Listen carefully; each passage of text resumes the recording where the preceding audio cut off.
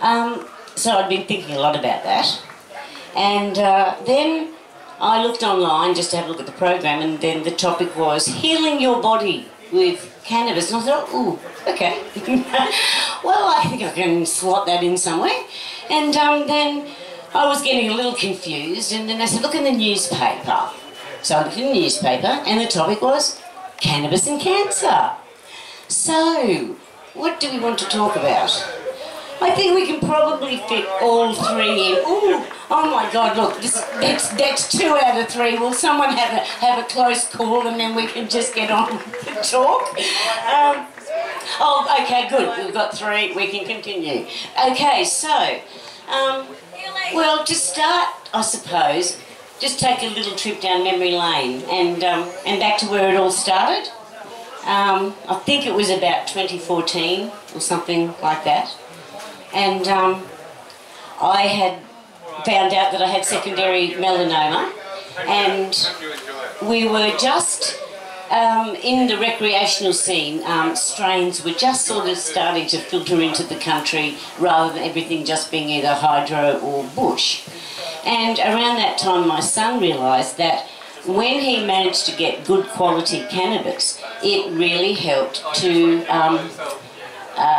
with his mood regulation, being someone who has a tendency to bipolar.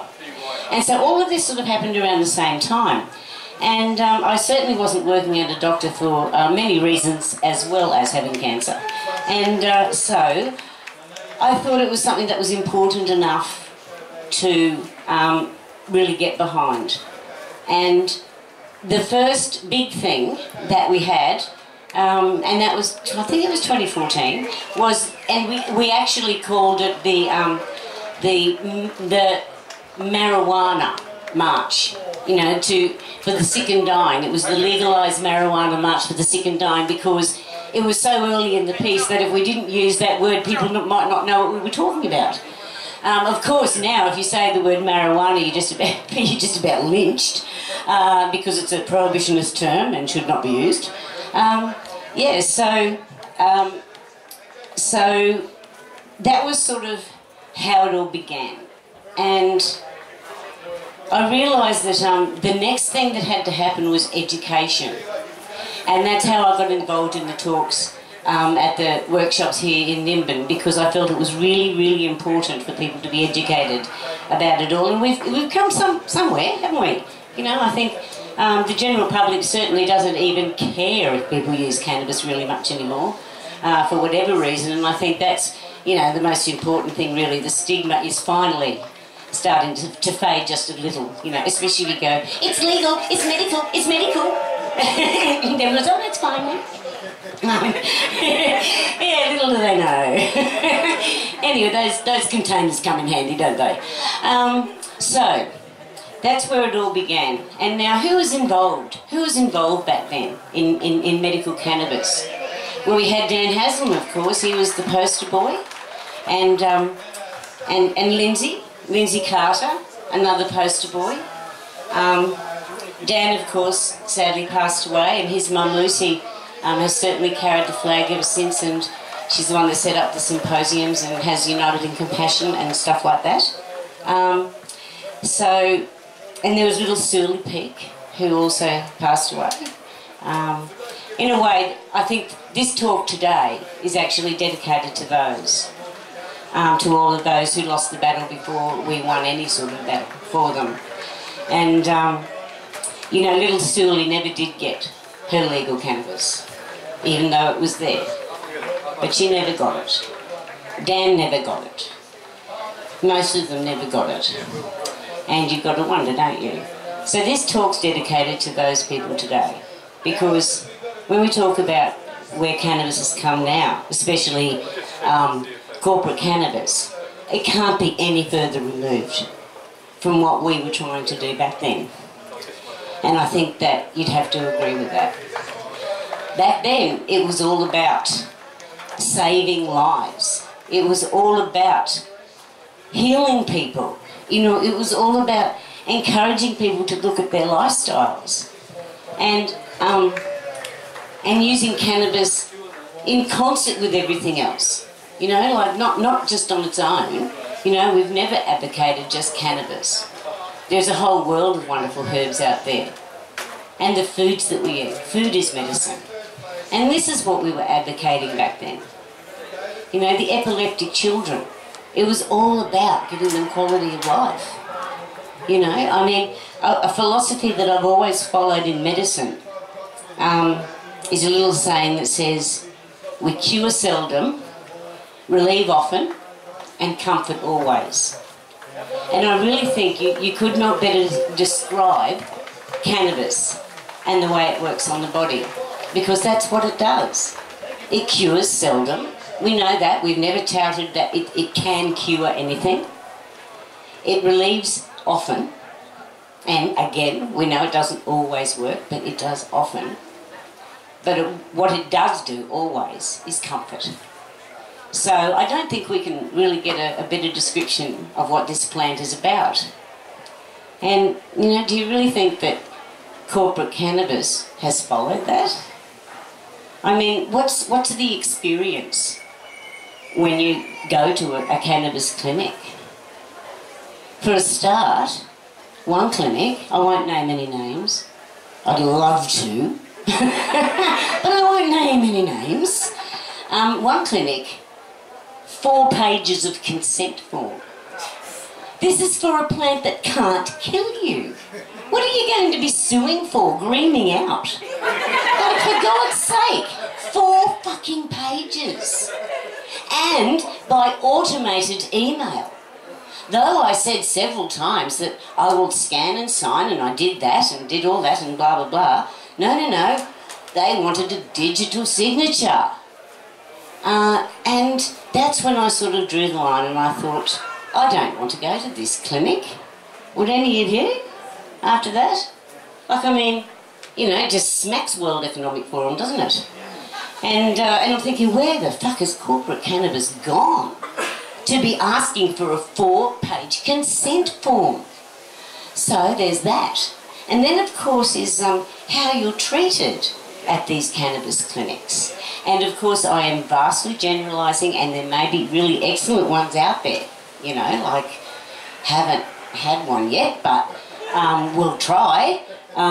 So, you know, I understand that there may be some very good cannabis clinics, and I'm not talking about individual GPs, the few and far between wonderful people that will take the time and trouble to do it. I'm talking about the clinics. Yes, and so you get past the front desk. Well, oftentimes you don't get past the front desk. Oftentimes you don't get answered. And they'll say they'll answer you within 48 hours. Right, so this is someone that usually by the time they've got to this stage, they've been out of their cannabis for a while, you know. Nothing is ever considered, no, sorry, my sister dying, yes, I must admit they did try and get her cannabis to her then. But apart from that, there is no urgency ever. You wait your turn. So then you have the problem of getting past the front desk, which is virtually impossible. You don't really have a choice of appointments unless you make it a long way down the track. And then when you actually get in to see the cannabis doctor or speak to them as a telehealth, what do they talk about? Generally not a great deal. As a matter of fact, they might ask a few questions about your past history, and certainly no examination. I mean, they're quite happy to do the whole lot telehealth. So you're never going to be examined.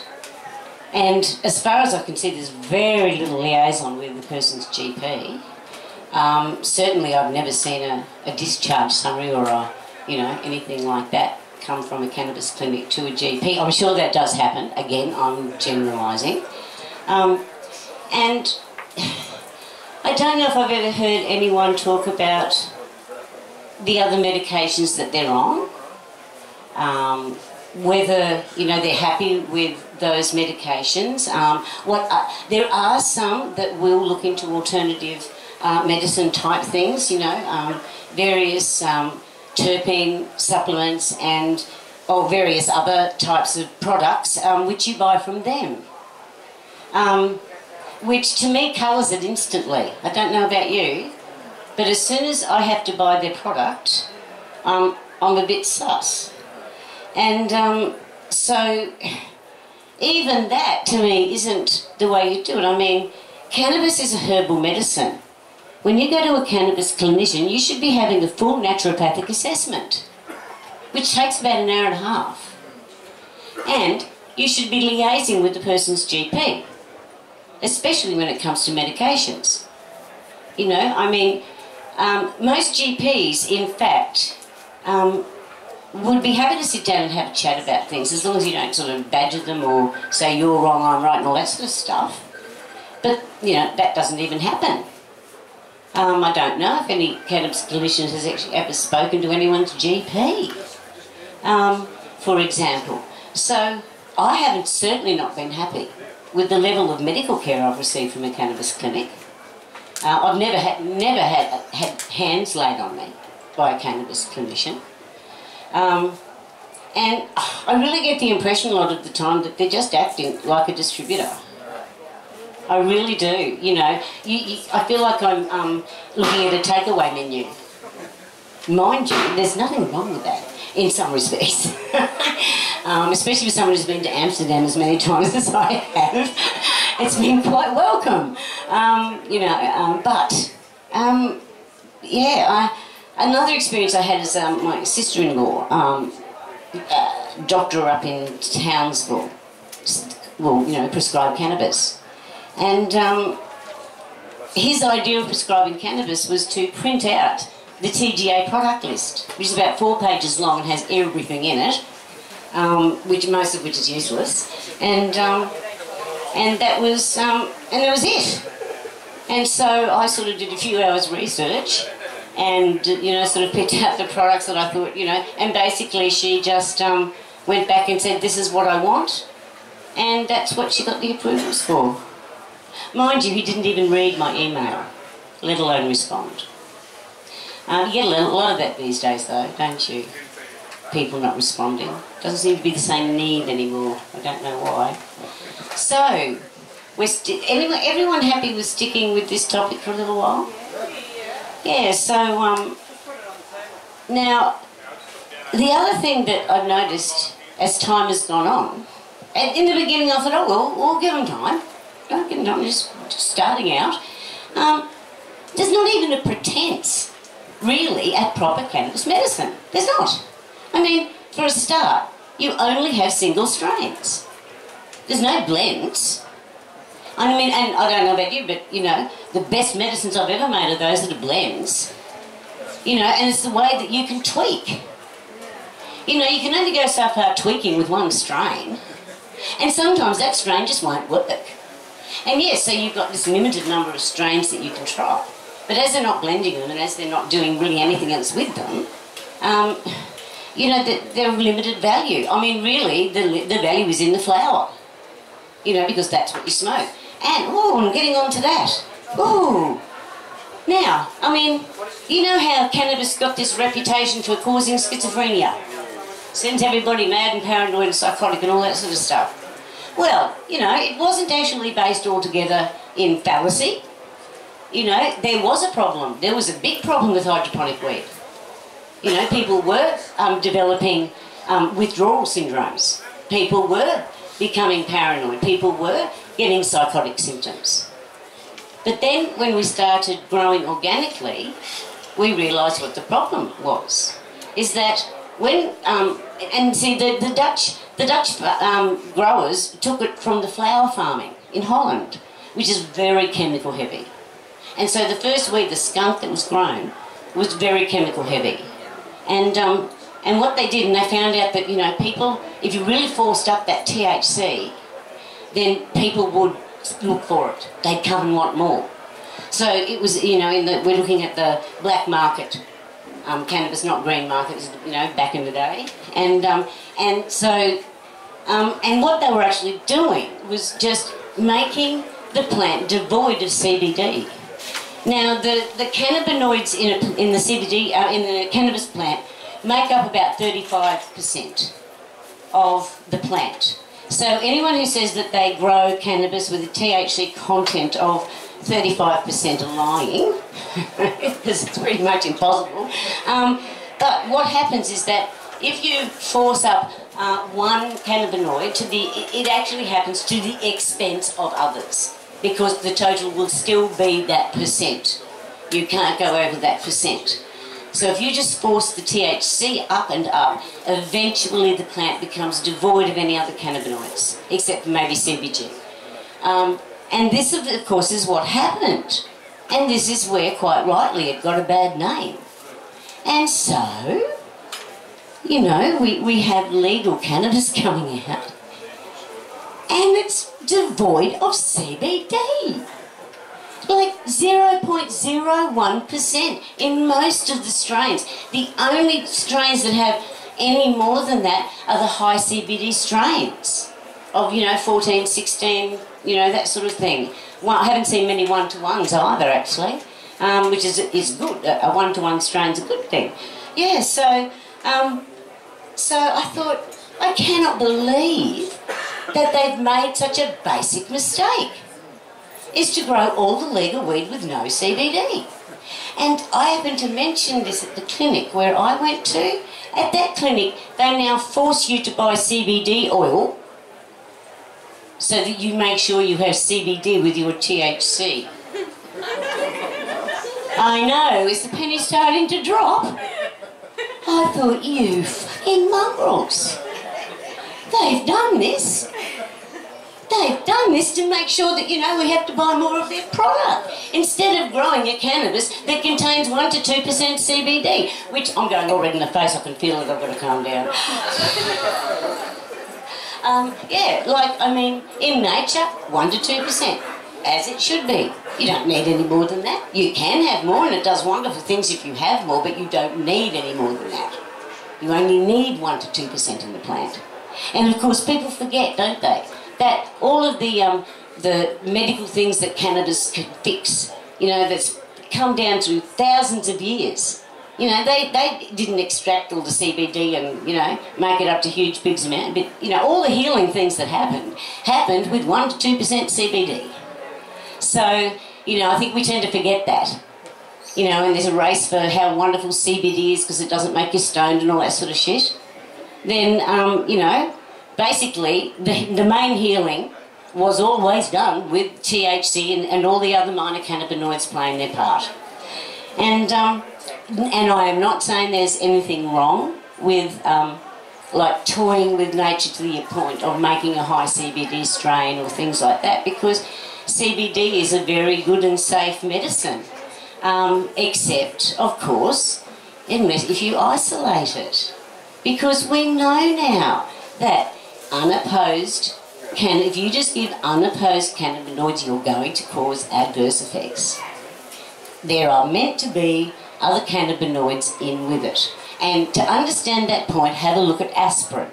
Aspirin comes from white willow bark. And aspirin, if you take it as white willow bark, it doesn't rot your stomach and it doesn't cause you to bleed. Because there are constituents within the white willow bark that stop those adverse events. So we come along, isolate the molecule, acetyl salicylic acid, there we go. And now we have a wonderful, mind you, I actually quite like aspirin, so, but to just make the point is that, and now we have a very effective drug that causes bleeding and will rot your gut. So, and this is exactly what will happen when you isolate the cannabinoids from cannabis. You are going to get adverse events. And one thing that a lot of people don't realise too is why it won't be on the PBS. It's because you can't, you have to be able to patent it to get it onto, to get TGA approval. And you can't patent a plant. So the only drugs that are going to get PBS approval are isolates and synthetics. So everyone needs to understand that. you will never get whole plant medicine on the PBS unless, of course, we can get rid of the TGA, which I reckon would be the best idea of all. And, of course, every chief health officer. Absolutely. I'll do the job. And I tell you what, we wouldn't have had fucking any pandemic. So, but we'll leave that topic immediately. And okay, so this is what I'm so upset about with corporate cannabis. And that's why I wanted to take that little trip down memory lane and to dedicate it to those people that we fought for. And this is what these people have done. Where's all their compassionate programs? Where's their cheaper medicine for the people who need it? Where did all that go? You know, in their fancy fucking packaging.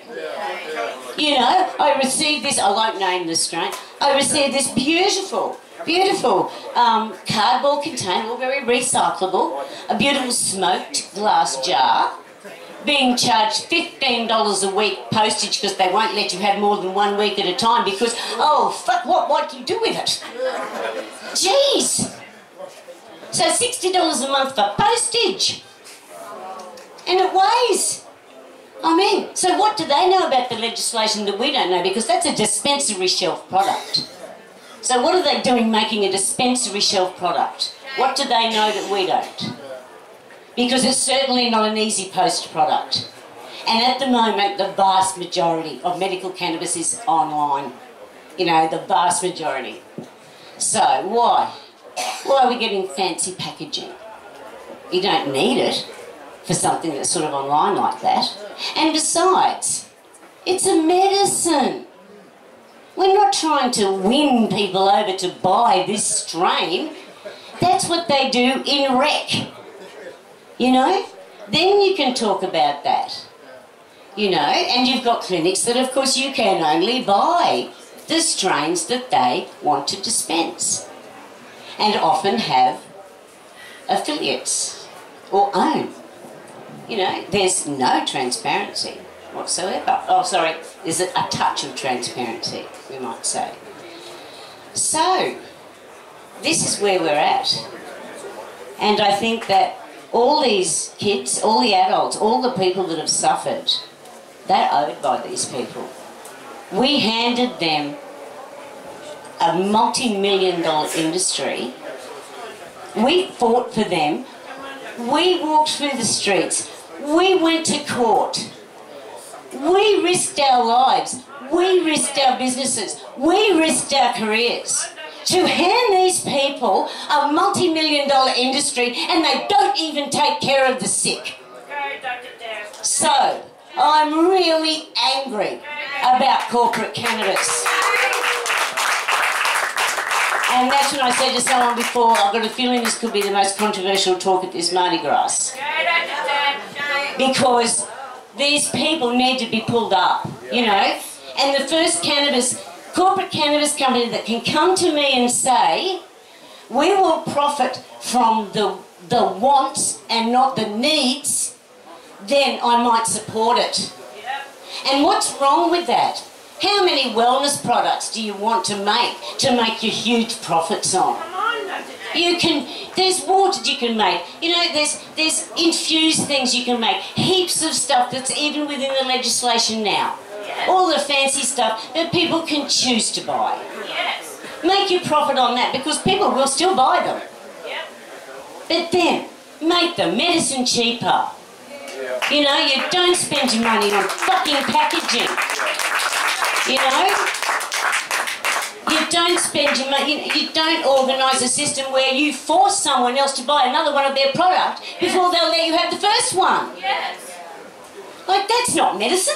Upsell and cross-sell. So, I don't know what we can do about it, but I think that, because, you know, that's the only option people have got, and when you can afford it, you'll do it because, you know, really, the green market does its best, but it doesn't cover a lot. You know, and unless you can grow your own. You know, if you can afford the legal, you're going to get it. But I mean, you know, I think we really have to have a serious think about how this has gone. Because it is not... I mean, we offered these people models. that would work so much better than this system, you know? And I mean, they've cut out natural, you know, naturopaths, herbal medicine altogether, when in fact it's a herbal medicine. I always thought it was pretty odd that, for example, like you required a script to prescribe foxglove as a herb, like, you know, it's actually a scheduled herb. There's not very many of them, but there are some. Therefore, a doctor could actually prescribe you foxglove, but they know nothing about it. But they're allowed to. And so you've got this situation where but a herbalist knows exactly how to use it, but they're restricted. Like, it's crazy. And it's exactly the situation with cannabis. It's a herbal medicine. And it should be treated as such. And so to expect doctors to come along and know how to deal with a herbal medicine is ridiculous. You know, it took me fucking 3 years to convert, you know, to see the differences, you know. And as I say, you know, it's a herbal medicine. You know, they should be getting a naturopathic assessment, you know, and before anything is even prescribed. How are we going for time? So we can bitch for a little bit longer about corporate cannabis. Yay! Okay, so anyone that's got any solutions, I mean, you've got, you know, you can have compassionate programs, but they can only ever service a few. I think testing programs is another way of dealing with the section, is that, you know, you actually offer yourself for clinical trials. Because, you know, there is no necessity for safety studies or anything like that. You can have just equal one studies and observational studies and stuff. And so that's one way. But there's also ways in production, in growing, production, manufacture, everything, that you can make things cheaper. And then you have to look at your ethics. And I think this is where the corporate cannabis people have lost their way. And who are they answering to? Because it's not the people. You know, it's certainly not the sick. So, has anyone any questions about that particular section?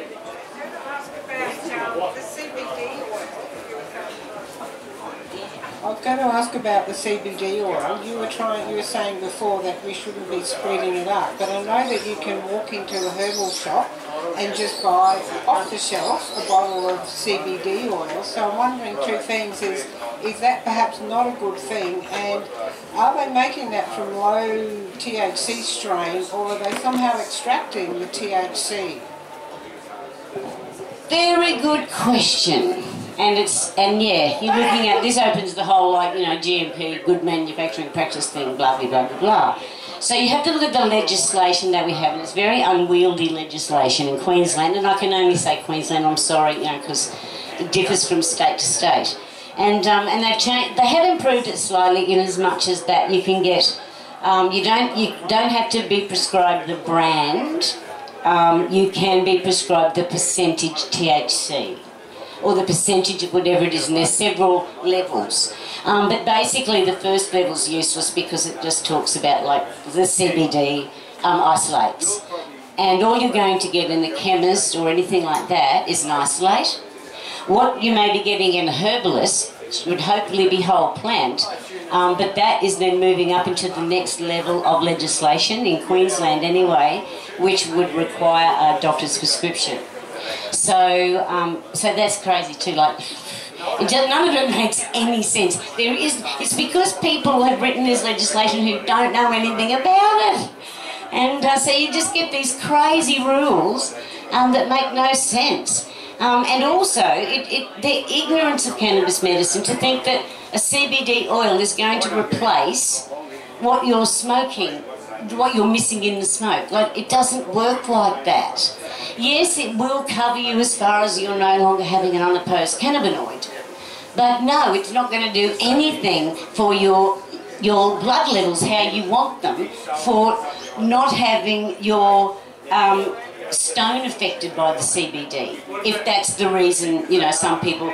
Can I question you that, sweetheart? Yeah. I'm taking 3,000 milligrams CBD oil, and I would have to smoke 3 to 4 ounces a day of a CBD strain to get the equivalent amount. Hang on. So, what's the question? You're saying that concentrate, like you can't consume 3,000 milligrams of CBD. Oh, no. You're missing my point. No, you're missing my point. Absolutely not. You can take as much CBD oil as you like, okay? But it's not serving to do what we want it to do in putting the CBD back in the flower that you're smoking. It doesn't do the same thing. It's got all the other effects. I'm not talking about that. I'm simply talking about blood levels and things like that. How, it is much better to have your 1 to 2% CBD with your flower. Okay, have a background CBD, blah, blah, blah, blah, blah. But it works better if it's there in the plant with it. Yeah, so do you see my point? So Dr. Deb, you're basically saying when we go to the special access program, we might be getting an isolate, whereas when we're smoking, there's like an entourage more. That is something, is that you are pretty certain you get the entourage effect when you're smoking flower. And people will preferentially get that because the oil can be fairly obtunding at times, and it's not always practical to be on oil forever. So that's why the flower is popular, I think, too. So yeah, definitely that gets past that. Now I can't remember the rest of your question. Because it's an isolate, so comparing. Oh, okay. It shouldn't necessarily, it depends on what level of the legislation. Like, if it's an isolate, it will be up at that first level. But as soon as it's whole plant, it'll move down. So it depends. And you should know whether it is isolate or whole plant. You can certainly get both legally. But I would not recommend anything in that first level legislation because it's all isolates and synthetics. Yeah. So when we get to about stage 3, it's a 50-50. Then you get to 50-50 and then I can't remember the figures exactly, but when you get to the top couple, then it's the 20% CBD or whatever, THC, whatever it is. And that's another fallacy. Let's just scotch this one as well, is that you have to have a huge percentage of THC, that the more THC you have, the better it will be. That's not correct, because remember what I was saying before about you've only got 35%, so if you force up the THC too much, you're starting to sacrifice the other cannabinoids in the profile. So there is really no benefit in pushing it up past 25%. You're not going, and as a matter of fact, even 25%, really. I think the ideal percentage for most things would be between 18 and 23%. There's absolutely no need. I mean, if you want to get smashed, just smoke more. Like, duh. And the feedback that apparently came back from the really high percent one, that Rocky, I wouldn't name that one because most people, which was something like 30, it was only 30% or something, was pretty universally bad reviews from it. So that's interesting too. So that's another fallacy to sort of scotches that no, you don't need to have huge high THC levels. And in fact, like for teenagers, for example, you'd be very wise to keep all their levels under 20% until their brains develop. Actually, even 18% I'd probably say is the limit for teenagers while their brains finish developing. And okay, so the other two topics were, in the next 10 minutes or so we've got, we're healing your body with cancer and, of course, cannabis and cancer. Now, this is another interesting thing, is that why have the cannabis clinicians not pushed for using cannabis for cancer? It's been around for a while now. We can't use it for cancer, which is pretty freaking useless. I know that a couple of them will try to prescribe as much as they can with people like palliative, but that you sort of past the point of it being used for treatment then, aren't you? I mean, the one thing that people need to realise about cancer is that there comes a point when nothing will help, and it doesn't really matter what you do. I actually have done a talk on cannabis and cancer. I think you can find it if you just search Dr. Deb Waldron Nimbin workshops or something like that. And only the second one's there, and I wasn't very good in the second one, I wish the first one was there, it was better. But yeah, and I have a PowerPoint for the slides for that, and that explains that it's the concept of flashpoint, where that once the primitive cells start to multiply, there's just nothing that will stop that. And generally the person themselves will know that, whether they say it to you or not. And you know, and it's the knowing when to move from wanting to cure to wanting to comfort. And that can be a bit tricky, but you know, it will come. It will come that we will be using cannabis for cancer. There's just so many different mechanisms of action by which it works against cancer, both CBD and THC. CBD and THC share a couple, and a couple are unique to sort of either one. And of course we haven't even researched all the other minor cannabinoids, you know, many of which, I think there's a wonderful thing that came out of Israel that Dee Dee was doing on prostate cancer, and they'd been using the same strain and or the same something or other. Anyway, it ended up that that it didn't work, and then one worked, and they found out that the only difference was in one of the minor cannabinoids. So yeah, it was a very interesting study, and there's like so many little pilot studies like that would be so fascinating to sort of follow up. But cancer's a little bit more difficult to do as an observational study, obviously, you know. So have anyone got any questions about cannabis and cancer at this point?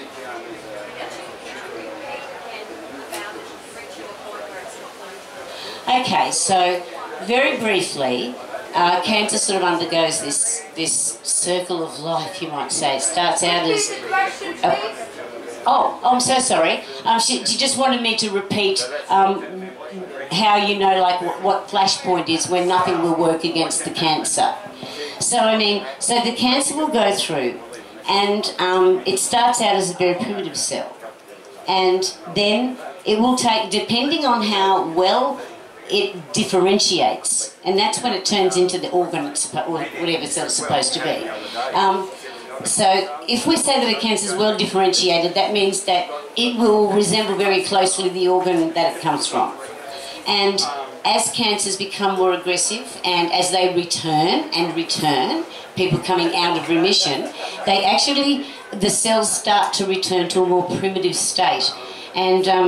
And so that's when you'll get moderately well differentiated and then poorly differentiated, anaplastic, which means that they're just all primitive cells. And at that point, they just start to multiply, and just at an enormous rate. I mean, you know, you look at like the doubling time of bacteria. You know, if you start looking at doubling times, well, that's eventually what it ends up like. And so the body basically just expires through being flooded with primitive cancer cells.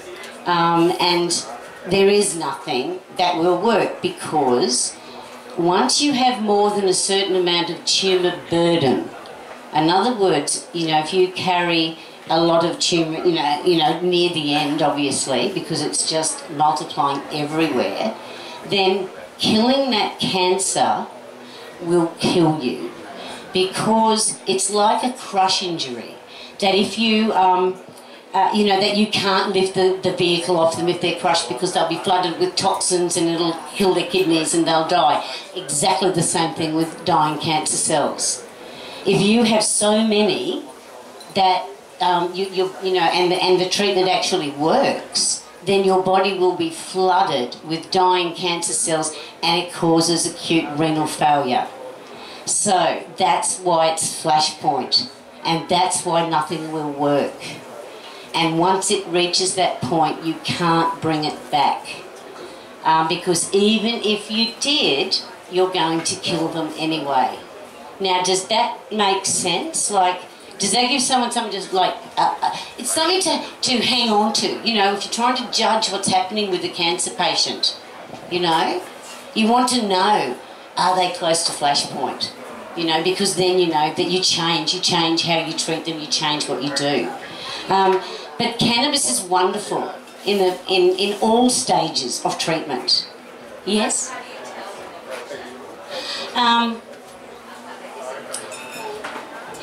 Look, all I can say is that you'll know.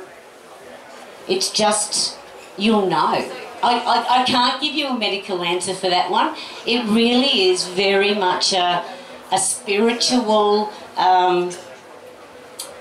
sort of coming of knowledge, if you know what I mean. And as I think I said before, the patient will often know. Whether they tell you or not, they will know. I don't know why, because I'm very grateful I haven't reached that point. But I think I wasn't far off. You know, I wasn't far off Flashpoint.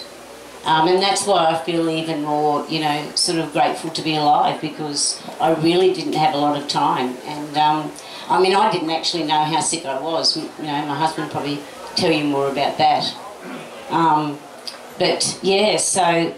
but with the way we can use cannabis at the moment, and I do think at the very end, I think, and the way I said it to one patient I had, Sweet William, because he could never tolerate morphine really, he so much preferred the cannabis, and it reached the point he knew that he was going to die, and he,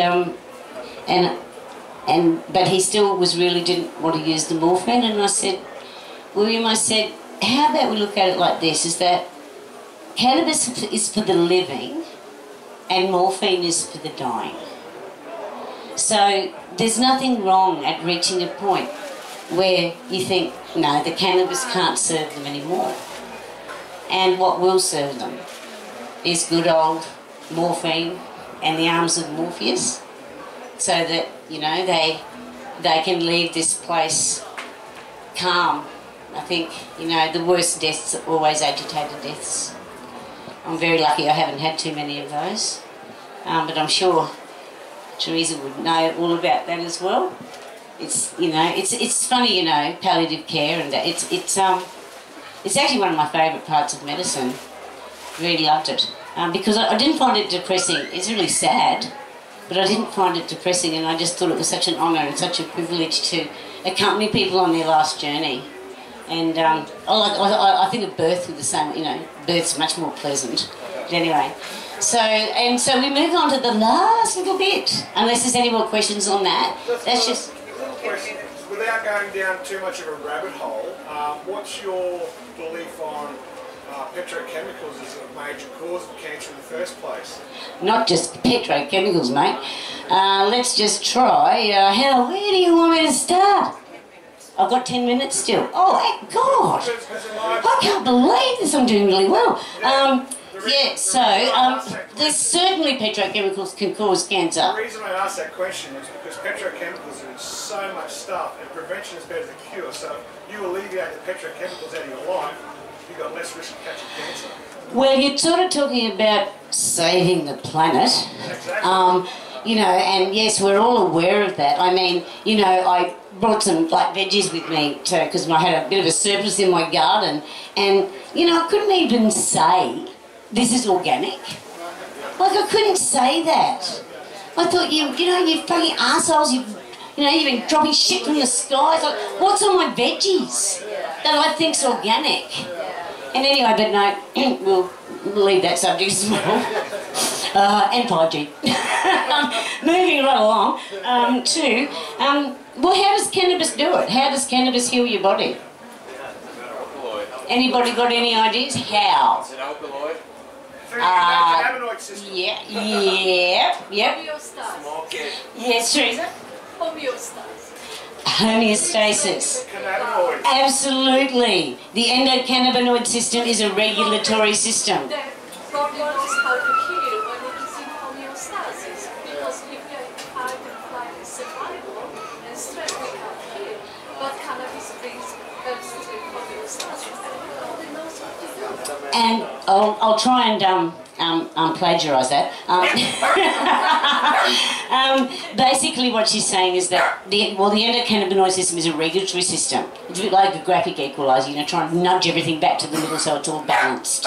And the reason, you know, it's so healing is because it helps us maintain homeostasis. And we can't heal unless we're in homeostasis. Unless everything's balanced, we can't heal. And indeed, it may be part of the reason why we get sick in the first place, is because lots of things get unbalanced.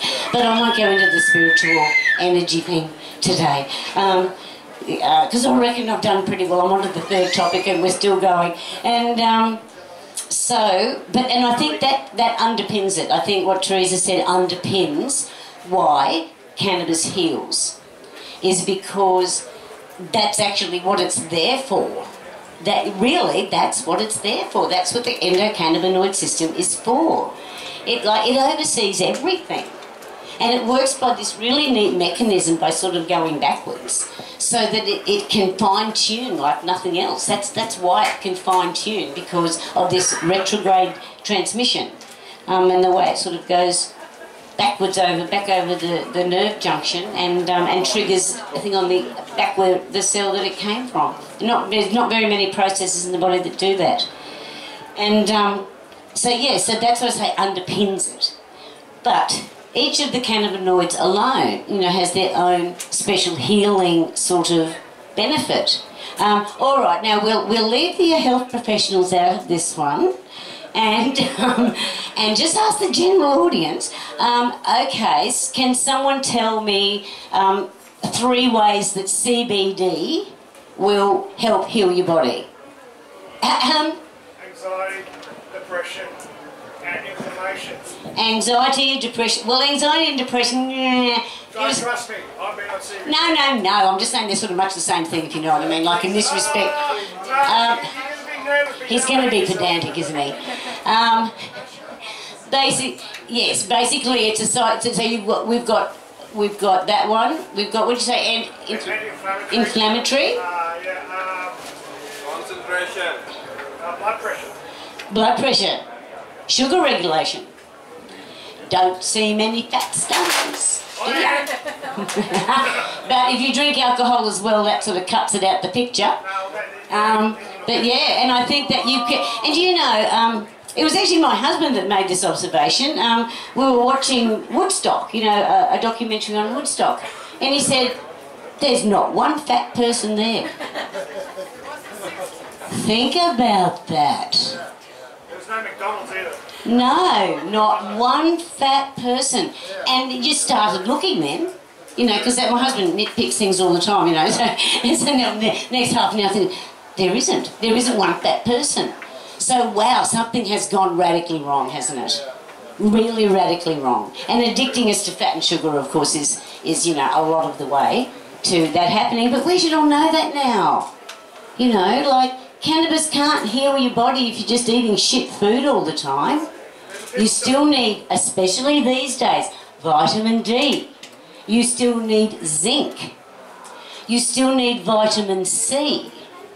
You still need herbal supplements. Things that contain quercetin, for example. Lots of flavonoids. You want lots of coloured vegetables. The rainbow diet's not the worst one you can follow.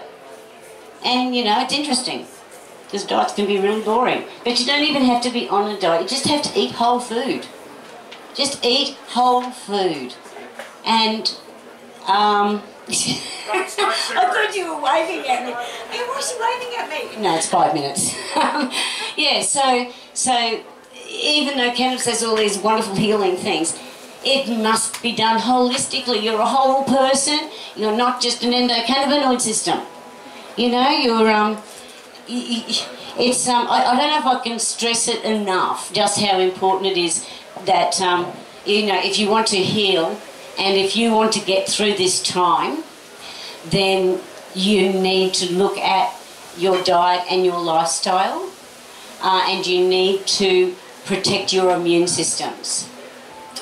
Everything should be done to give yourselves a healthy immune system from here on in. I don't care what your status is, that advice is for everybody. So, any questions on... and I suppose... we've got an anti-inflammatory. Well, CBD, of course, is, wonderful for that.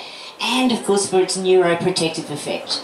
Because that's what leads to its anti-convulsant effect. So it works in epilepsy.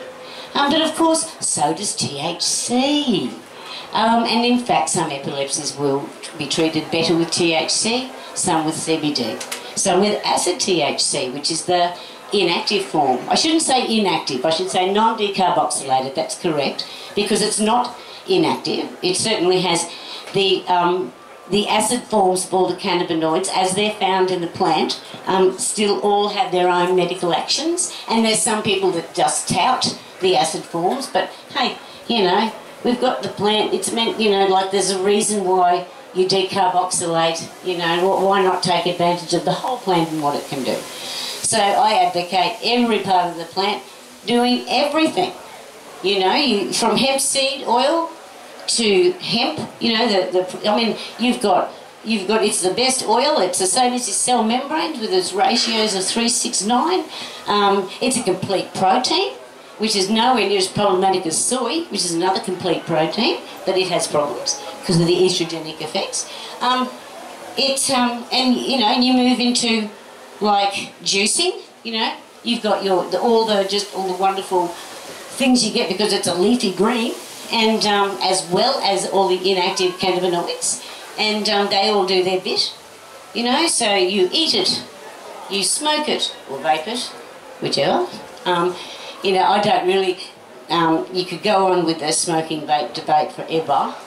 Obviously it'd be slightly better to vape, unless of course they put something nasty in it so that they demonise the whole vaping thing, and not realise that it's what they're putting in it, not the act of vaping that's actually doing the harm. But eventually they'll get it, hopefully.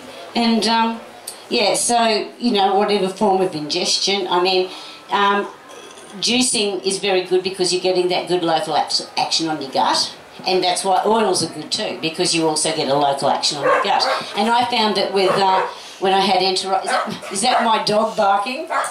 Oh, barking at an, oh no, it's not my dog. She's good. Good girl, Kelly. It's the first outing to Mardi Gras. So, oh, now what was I just saying? The oil. Oh, that's right. Yes. And I actually took a big dose of oil because I had to get from Gundabudi to Toowoomba, and trying to like relieve the pain. And by the time I got there, I didn't actually need any pain relief. And cannabis doesn't usually work for my pain, but it worked for my gut pain, which I thought was quite interesting. And that's what got me thinking about the local effect. And so you can actually get a local effect as well. And so, yeah, and it actually, the attack was over within a couple of days. So that was my own personal experience, just with, you know, one situation where oil was better. So I'm thinking it's sort of really, because everything sort of does, it comes back to the whole regulatory thing, doesn't it? As to why it's so healing. You know, if you think of that. I don't suppose it really matters. I mean, if you've got something like reflux, then you probably wouldn't want to use a capsule because that'll bypass your esophagus. But if you've got, say, reflux and you want the oil to sort of coat the bottom of your, you know, if you want, you know, to coat especially the bottom of your esophagus, then I'd take the oil and not a capsule. You see, just have a look at what you need it for.